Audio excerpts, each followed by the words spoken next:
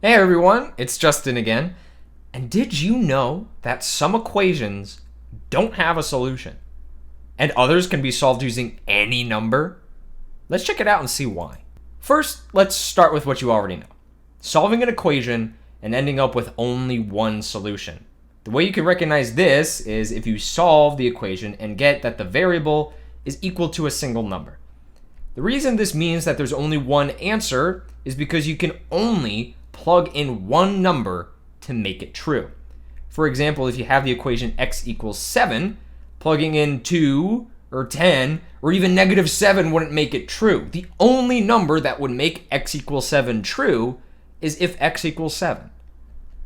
Most equations have only one solution. Let's take a look at a few examples real quick.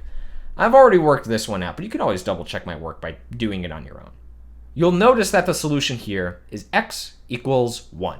The equation has a single solution, the number 1. Here's another one. This one took a few more steps to solve, but in the end we got x equals 5. This means that the equation we were solving only has one solution. X can only have a value of 5, nothing else. Next, let's talk about what it means to have no solution. If you attempt to solve an equation and get two different values on either side, that indicates that there is no solution.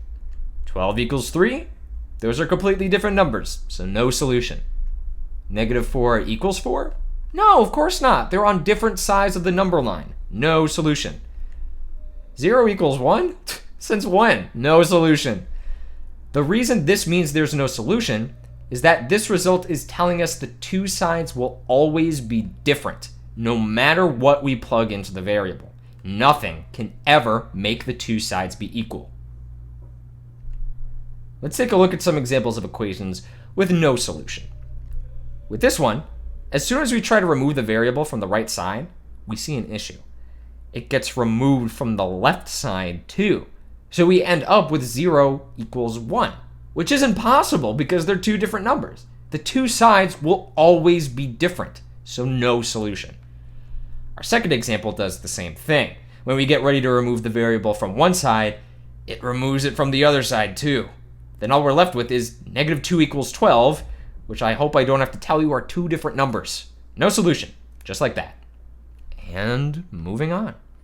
We can also have the opposite result. An equation has infinite solutions if you get a result where a number is equal to itself.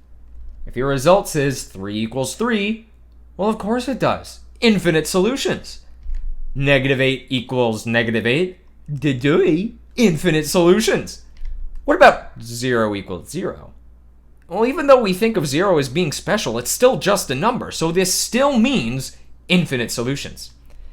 This means infinite solutions because it's telling us that the two sides of the equation will always be equal, no matter what we plug in. Every number is a solution.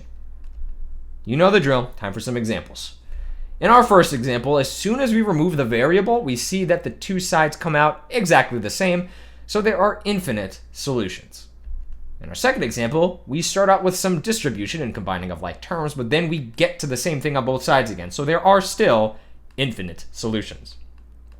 One thing you might notice is that we could have recognized that both sides are the same earlier in the problem.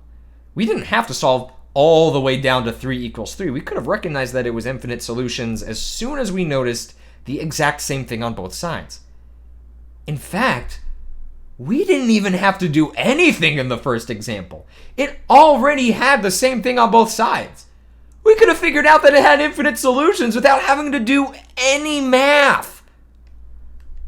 Later on in algebra, when we start graphing lines, we'll talk again about the number of solutions. Where two lines cross is the solution. So, if the lines cross once, then there's only one solution. If the lines never cross, then there isn't a solution. And if the lines are exactly the same, then there are infinite solutions because they cross at every point.